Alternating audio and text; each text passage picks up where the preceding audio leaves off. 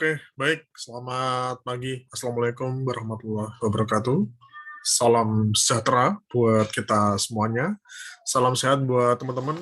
Semoga kita selalu dalam kondisi yang sehat ya dan selalu berada dalam lindungan Tuhan Yang Maha Esa. Oke, baik teman-teman. Ini di pagi hari ini yang cerah ya. Saya kembali akan memberikan semacam sharing pengalaman mengenai prospek pekerjaan ya, terutama di bidang psikologi. Nah, ini terutama bagi teman-teman yang sudah masuk ke semester akhir dan beberapa teman-teman yang masih mengambil mata kuliah ya, terutama mata kuliah intervensi dasar 3 atau organisasi. Saya akan sedikit memberikan gambaran pekerjaan mengenai apa ya prospek prospek kerja terutama di bidang psikologi industri ya.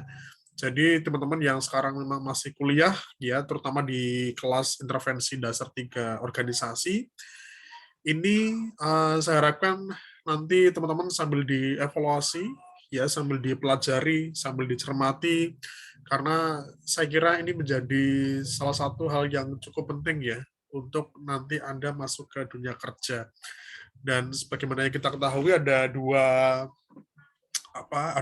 kegiatan ya, ada perkuliahan di teori dan ada perkuliahan di praktek. Di teori kita akan belajar mengenai konsep ya, teori dari beberapa perilaku organisasi atau mungkin lebih ke tahapan pembuatan atau mungkin tahapan pelaksanaan intervensi secara teoritis. Nah, di prakteknya teman-teman akan belajar bagaimana mempraktekkan, mengaplikasikan teori yang selama ini telah dipelajari. Jadi di praktek intervensi organisasi, kita pura-puranya akan praktek sebagai seorang konsultan, di mana konsultan ini bisa menjadi salah satu prospek kerja bagi lulusan psikologi, ya entah di industri, klinis, perkembangan ataupun sosial. Nah, oke, baik teman-teman. Ini bagi yang sampai sekarang mungkin masih bingung ya, besok Anda mau kerja apa, setelah lulus mau ngapain besok, apa yang harus dilakukan setelah lulus, ya.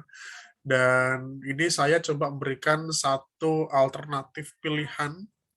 Ini bagi teman-teman yang besok insya Allah tidak lama lagi akan lulus, atau mungkin beberapa yang sudah lulus sekarang, coba ya sambil dicermati, sambil dipelajari, kira-kira Anda cocok nggak nih untuk menjadi seorang konsultan. Baik, ya sekali lagi ini pilihan teman-teman. Artinya teman-teman juga perlu mempelajari, meriset, karena prospek kerja di bidang psikologi industri itu sangat banyak. Ya di psikologi industri saja ya itu cukup banyak pilihannya. Anda bisa kerja sebagai HRD, Anda bisa mengajar, bisa menjadi seorang trainer, dosen, Anda juga bisa bekerja sebagai konsultan itu sendiri, atau misalnya besok ya mau bikin biro sendiri, mungkin harus S2 dulu misalnya untuk legalitasnya. Nah, ini yang saya kira harus ditentukan dari sekarang. Ya, sebenarnya kalau untuk menentukan tujuan, menentukan arah karir, itu seharusnya dimulai dari awal-awal Anda masuk kuliah ya, teman-teman ya. Belajar untuk menentukan tujuan sendiri, belajar untuk menentukan target sendiri, karena kalau Anda sudah punya target, Anda sudah punya cita-cita ke depan, apa target Anda mungkin 5 tahun ke depan, apa target Anda 8 tahun ke depan, itu saya kira Anda akan lebih mudah untuk menjalani aktivitas sehari-hari. Anda akan lebih mudah untuk menentukan tahapan-tahapan yang harus Anda lakukan untuk bisa mencapai target tersebut. Jadi, yuk sama-sama, ini apalagi yang sudah masuk semester akhir ya, yang sudah lulus bahkan, ini seharusnya sudah punya target. Anda ke depan, arah karirnya, atau mungkin Anda sebagai seorang individu, sebagai seorang lulusan, terutama di bidang psikologi, Anda pengen jadi apa sih? Ini yang teman-teman, yuk tentukan segera, harus segera dipastikan di usia berapa target Anda bisa terpenuhi. Ini penting untuk segera menentukan langkah selanjutnya ketika Anda sudah lulus ya. Oke, kalau konsultan sebenarnya ya konsultan itu sebutan secara umum ya. Jadi konsultan itu adalah orang yang punya keahlian tertentu. Jadi orang punya keahlian tertentu, orang punya keterampilan tertentu, di mana keahliannya itu atau keterampilannya itu berguna ya, atau mungkin digunakan di suatu organisasi atau suatu komunitas. Jadi Anda menawarkan keterampilan atau kemampuan yang Anda kuasai untuk bisa membantu suatu perusahaan, untuk membantu suatu organisasi. Makanya konsultan cakupannya sangat luas, ya, tidak hanya di bidang psikologi, banyak nanti bidangnya. Nah, ini kalau misalnya teman-teman mau meniti karir di bidang konsultan, terutama di bidang psikologi, ya Anda perlu menentukan ada arah bidangnya, bidang yang paling dikuasai, bidang yang paling diminati itu apa. Karena psikologi sangat banyak ya. Di industri aja sangat banyak. Mau ada alat tes, Anda mau belajar tentang analisis jabatan, Anda mau belajar tentang training, ya, pengembangan diri misalnya, atau misalnya Anda mau belajar tentang penilaian kinerja, pembuatan atau mungkin struktur organisasi, sangat banyak yang bisa dipilih, sangat banyak yang bisa dipelajari. Maka dari itu teman-teman mungkin lebih enak kalau misalnya Anda fokus ke satu bidang saja ya. Satu bidang yang paling Anda kuasa itu yang mana. Banyak ya, macam-macam. Ada rekrutmen, seleksi, K3, banyak sekali. Ini yang mungkin ke depan bisa memudahkan teman-teman untuk menentukan target Anda. Jadi, kalaupun misalnya tidak jadi konsultan, Anda mau jadi seorang pekerja, karyawan, ya Anda harus menentukan Anda punya keterampilan di bidang apa. Ini saya kira penting buat karir Anda ke depan. Kalau misalnya sampai sekarang ya, Anda masih bingung, Anda bidang yang paling dikuasai yang mana, coba belajar semua hal. Belajar semua hal, ikuti semua kegiatan, kalaupun misalnya masih bingung model kerja seperti apa, ya Anda part-time dulu, Anda kerja dulu, sehingga Anda bisa menentukan, aku sebenarnya cocoknya di mana sih? Aku sebenarnya cocoknya di pekerjaan seperti apa sih? Ini harus dicoba, teman-teman. Karena saya kira mungkin masih banyak ya yang sekarang sudah lulus, tapi masih bingung untuk menentukan arah kerja. Oke, kalau konsultan, jadi ini ada dua perbandingan ya, teman-teman ya. Kalau misalnya di intervensi di mata kuliah ini, di mata kuliah intervensi dasar 3 organisasi, ini bagi yang lulus harusnya masih ingat ya, karena kita belum lama belajar tentang intervensi dasar organisasi. Ada dua pilihan, adalah Anda mau kerja kantoran, artinya Anda kerja di bagian HRD, Anda tergabung menjadi anggota organisasi di situ, menjadi karyawan di situ, dan Anda artinya terikat ya dengan perusahaan tersebut. Artinya terkait dengan aturan, sistem atau mungkin target kerja, ya Anda menyesuaikan dari perusahaan. Beda kalau misalnya Anda mendirikan konsultan sendiri, Anda punya lembaga sendiri, Anda punya kantor sendiri, dan Anda membantu beberapa klien, beberapa perusahaan. Jadi sifatnya Anda nggak hanya kerja di satu perusahaan saja. Harapannya Anda bisa membantu atau mungkin memiliki beberapa klien. Jadi model kerjanya per proyek ya. Ketika proyek sudah selesai, ya urusan Anda dengan perusahaan itu sudah selesai. Jadi ini seperti berbisnis ya kalau di konsultan ya. Anda kalau misalnya mau di konsultan, ya Anda harus memastikan Anda punya banyak relasi. Anda punya kemampuan untuk marketing. Karena tentu menjadi tantangan sendiri. Anda punya kemampuan, Anda punya keahlian, dan Anda berusaha untuk menjual keahlian Anda ke perusahaan, komunitas, individu yang membutuhkan jasa Anda. Ini butuh kemampuan marketing, Anda butuh kemampuan komunikasi. Tapi kalau misalnya sudah stabil kondisinya, sudah settle, bisa jadi Anda bahkan punya kontrak jangka panjang dengan sebuah perusahaan. Karena beberapa konsultan itu punya kontrak jangka panjang ya, untuk menghandle atau mungkin untuk mengelola pengelolaan SDM di sebuah perusahaan. Bisa 6 bulan, bisa setahun. Nah, harapannya kalau misalnya besok, ya insya Allah Anda punya konsultan yang besar, punya banyak karyawan, dan Anda bisa menghandle beberapa perusahaan. Semakin lama tentu semakin banyak pemasukan yang Anda peroleh. Tapi ya Anda harus harus terus belajar ya, terus mengembangkan diri. Karena juga yang namanya konsultan punya saingan, punya kompetitor. Nah, Anda mendirikan konsultan, nggak cuma Anda mungkin, teman Anda juga punya konsultan. Ini yang saya kira Anda harus punya bidang yang spesifik. Anda mau kemana arah konsultannya. Ya. Oke. Nah, ini jenis-jenis konsultan secara umum, teman-teman. Jadi, ya ada banyak sekali ya. Kalau kita bisa menyebutkan yang namanya konsultan ya, ada konsultan teknik, arsitek, konsultan di bidang gizi, kuliner, pajak, ya makanya yang namanya konsultan itu nggak hanya di psikologi, hampir setiap jurusan program studi memungkinkan si lulusannya bisa menjadi seorang konsultan, asalkan Anda punya kemampuan khusus, Anda punya keterampilan khusus, ya arsitek misalnya, ada orang menguasai arsitek, teknik gambar bangunan misalnya, diperbantukan untuk mendesain sebuah rumah misalnya, ya itu konsultan. Ya. Orang yang punya kemampuan di bidang pajak, kemudian diminta bantu untuk menyelesaikan permasalahan tentang pajak di suatu perusahaan. Jadi dia direkrut, tapi hanya sementara, hanya per proyek.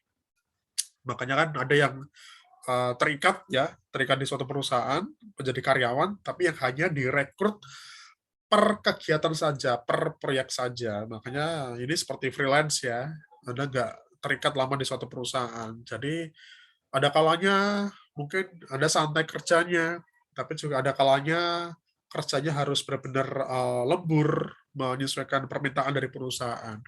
Ini sekali lagi sebuah pilihan bagi teman-teman. Anda lebih enak yang mana, lebih nyaman yang mana, karena tentu juga punya plus minusnya ya. Kalau kerja kantoran, ya mungkin gajiannya per bulan, rutin, ya jumlahnya sama. Tapi kalau misalnya jasa konsultan, itu gajiannya per proyek. Anda dapat proyek, nanti Anda menawarkan harga, berapa harga yang harus dibayarkan perusahaan. Ada negosiasi di situ.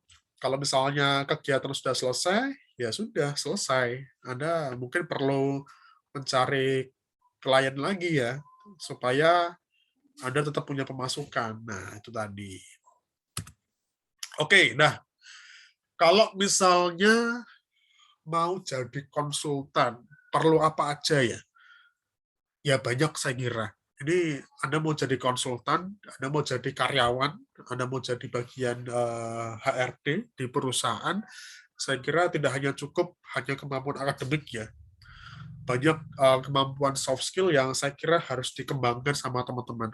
Makanya ini buat teman-teman yang sekarang sudah lulus ya atau mungkin sedang sedang skripsi, saya kira perlu mengembangkan diri ya di luar kemampuan akademik.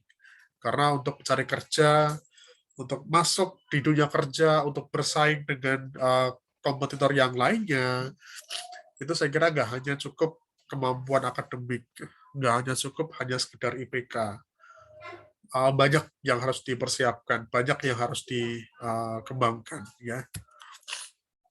Oke, nah ini bagi teman-teman, saya coba ngasih beberapa tips ya, beberapa pengalaman. Ya sampai sekarang saya masih terkadang kerja sebagai konsultan. Jadi walaupun saya punya ikatan di kampus ya, di institusi, tapi di luar kampus terkadang saya juga menjadi seorang konsultan. Artinya beberapa perusahaan, beberapa komunitas, atau mungkin dari teman, ya, secara individual, itu kadang meminta bantuan saya untuk menyelesaikan beberapa permasalahan yang tentunya berhubungan dengan psikologi. Ini bisa menjadi tambahan pemasukan, tapi di luar itu juga bisa mengembangkan kemampuan kita.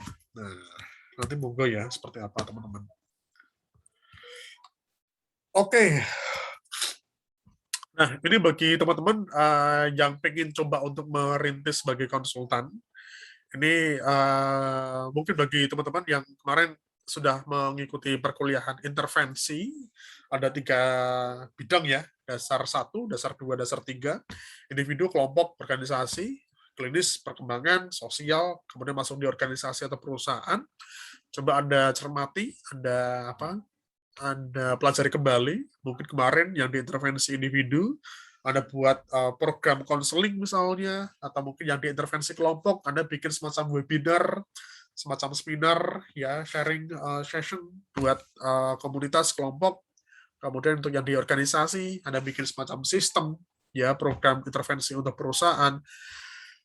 Coba dicermati dari semester 1 sampai semester hari ini, atau mungkin bagi yang sudah lulus, sampai lulus, kira-kira Anda suka yang mana? Anda punya keterampilan khusus di bidang apa? Itu coba digali lebih dalam, ikut kursus, ikut pelatihan.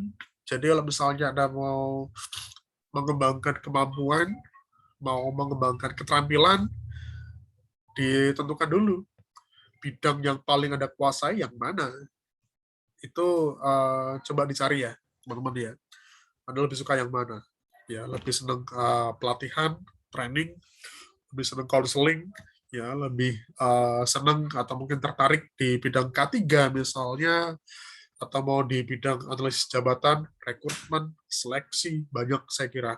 Ya, coba dibuka kembali catatannya, dibuka kembali file-file mata kuliah Anda, ya, sambil dicermati. Kalau masih bingung, masih belum tahu yang mana, ikut magang ya. Magang, kerja part-time, atau kerja dulu di perusahaan, di bagian HRD secara umum, sambil kerja, sambil evaluasi, sambil dipelajari. Anda cocoknya di bidang apa. Ya. Oke, nah kalau misalnya mau mendirikan konsultan, ya, ini juga penting ya. Kalau misalnya besok, ya kalau mau jadi konsultan secara independen, secara mandiri, Anda harus S2 saya kira. Karena S2 di profesi itu memungkinkan Anda punya legalitas sebagai seorang psikolog, ya, punya lembaga, punya surat izin atau mungkin surat sebutan psikolog, ya. Dan ketika besok mau menjadi seorang konsultan, ini harus ditentukan dulu. Ada targetnya apa? Ini bisa menjadi awal ya. Targetnya mau apa nih? Mau di perusahaan, mau di komunitas, mau di wanita karir, mau di anak-anak, sekolah, atau apa? Karena masing-masing segmen, masing-masing kalangan ya, perusahaan, wanita karir, kelompok, itu punya kebutuhan yang berbeda terkait dengan permasalahan di organisasinya atau mungkin di kelompoknya. Ini yang saya kira teman-teman harus menentukan dulu. Ya ini sama halnya ketika Anda mau buka warung ya, Anda mau bisnis, mau menentukan produk, cocoknya produk apa ya? Anda pengen buka bisnis, apa ya bisnisnya ya? Nah, udah. Kalau mau lebih simpel, tentukan dulu segmentasinya apa.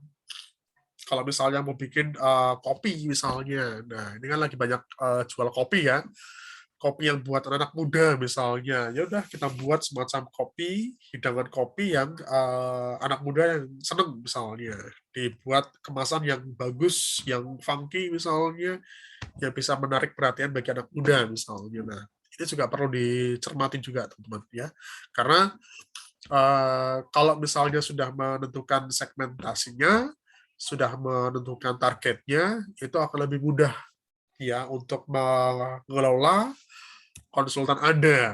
Nah, ini harus ditargetkan. Kalau misalnya mau jadi konsultan, beberapa lama? Kira-kira 5 tahun ke depan. Atau 10 tahun ke depan.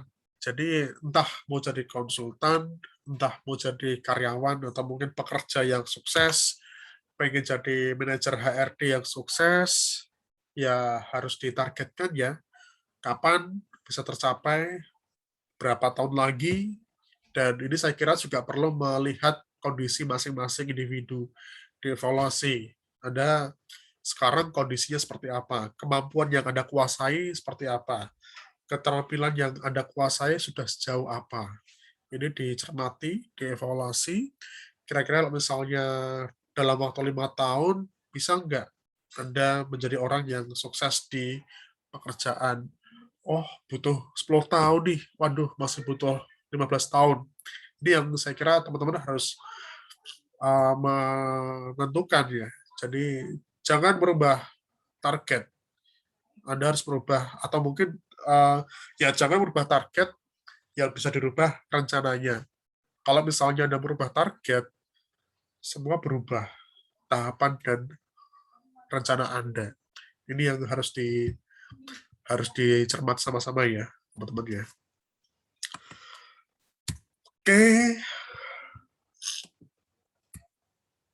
Oke. Langkah awal menjadi seorang konsultan. Nah, yang pertama niat dulu ya. Ini fokusnya jangan komersil dulu ya. Artinya Anda benar-benar baru merintis karir, diniati untuk berbagi pengetahuan, diniati untuk membantu orang lain. Artinya, oke, di awal mungkin nggak nyaman ya, di awal mungkin nggak aman, karena Anda masih harus mencari relasi, Anda harus mengembangkan kemampuan Anda, jadi fokusnya untuk mengembangkan diri dulu. Sama halnya ketika teman-teman mau cari kerja, jangan dulu berpikir untuk mendapatkan gaji yang besar ya. Saya kira ketika sebuah perusahaan menentukan gaji UMR-nya sekian, saya pikir perusahaan sudah mempertimbangkan ya bahwa dengan gaji segitu cukup paling tidak untuk hidup Anda sebulan.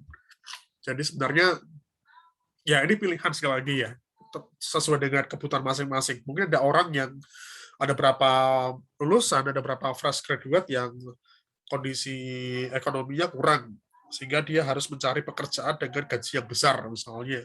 Ya kalau pengen gaji besar, mungkin nggak harus di Pulau Jawa. Di luar Pulau Jawa mungkin lebih besar. Di Kalimantan, di Sumatera, atau mungkin di Sulawesi. Tapi juga dengan kondisi living cost-nya atau biaya hidupnya juga besar. Asal Anda masih bisa mengelola ya. Jadi walaupun gajinya besar, biaya hidupnya besar, coba Anda siasati. Karena ya kalau misalnya kita mau cari gaji besar, tentu kita sebagai manusia nggak pernah puas ya. Jadi harus ditentukan dulu apa yang menjadi kebutuhan Anda. Oke, yang kedua, relasi. Ini saya kira penting ya, dan memperkuat kompetensi. Jangan berhenti untuk belajar, teman-teman. Karena yang namanya bekerja, Anda sudah lulus, sudah siap mencari kerja, bukan berarti Anda berhenti belajarnya. Belajar harus terus dilakukan ya, karena ya globalisasi, teknologi, ini nyebarnya cepat, ya masing-masing orang berusaha untuk terus mengembangkan diri, dan Anda nggak belajar, Anda nggak mengembangkan diri, Anda akan tertinggal sama yang lainnya. Nanti kalau misalnya ada beberapa pekerjaan, lowongan kerja, yang lain sudah punya kemampuan ini itu, Anda masih kosong kemampuannya. Ini bahaya. Anda bisa ketinggalan sama yang lain. Makanya berusahalah untuk belajar semua hal yang Anda sukai, yang Anda minati. Karena siapa tahu sesuatu yang Anda kuasai itu bisa membantu Anda untuk bisa mendapatkan pekerjaan atau menentukan rencana karir selanjutnya ya. Oke, ya ini lebih ke etika ya teman-teman ya, lebih ke etika. Kalau misalnya ini, makanya teman-teman ketika Anda sedang praktek Ya, untuk intervensi dasar 3 organisasi, ada kan pura-puranya sebagai konsultan, ada diminta untuk membantu ya perusahaan yang punya problem. Makanya teman-teman harus ngobrol ya, harus berkomunikasi dengan pemilik usaha atau pemimpin perusahaan, pemimpin organisasi, kira-kira punya problem nggak di perusahaannya, punya problem nggak di organisasinya, dan Anda coba untuk menawarkan kemampuan dan keterampilan yang Anda kuasai. Kalau kedepannya ya, kalau menjadi seorang konsultan, kalau misalnya Anda nggak terlalu menguasai pada suatu bidang, ya Anda sebaiknya menyerahkan bidang itu ke orang yang lebih lebih menguasai. Jadi kalau misalnya Anda mendapat tawaran, Mas, Mbak, bisa bikin Anda jam nggak di tempat saya? Wah, Anda nggak terlalu menguasai. Ya udah, serahkanlah ke orang yang lebih menguasai. Ini etika ya. Makanya Anda harus menentukan dulu bidang yang paling Anda kuasai yang mana. Karena dengan sendirinya, kalau misalnya Anda sudah menguasai bidang yang paling dikuasai, itu akan lebih mudah untuk menentukan eh, target ya. Oke, dah itu mungkin teman-teman secara umum ya. Jadi gambaran sebagai seorang konsultan, makanya sambil dicermati, sambil dipelajari, dan ini bagi teman-teman yang sekarang lagi praktek, coba ya sambil dievaluasi, sambil coba diterapkan. Ini suatu pekerjaan yang bisa menjadi pilihan Anda nanti setelah lulus. Anda silahkan mengevaluasi masing-masing seperti apa. Kalau misalnya Anda tertarik, ya coba dikembangkan, cari atau mungkin tambah kompetensi Anda dengan mengikuti beberapa pelatihan yang bisa membantu Anda untuk mencapai karir ke depan. Oke, itu aja mungkin saya kira gambaran awal ya sebagai seorang konsultan, karena ini perlu dipraktekkan, perlu dilakukan, tidak hanya sekedar belajar secara teori, Anda mungkin nggak hanya belajar secara visual saja, tapi ini harus dilakukan, harus diaplikasikan, supaya Anda akan lebih paham ya mengenai prospek pekerjaan sebagai seorang konsultan. Itu aja mungkin dari saya. Terima kasih. Tetap sukses ya. Semoga sehat selalu bagi teman-teman. Selamat pagi. Assalamualaikum warahmatullahi wabarakatuh.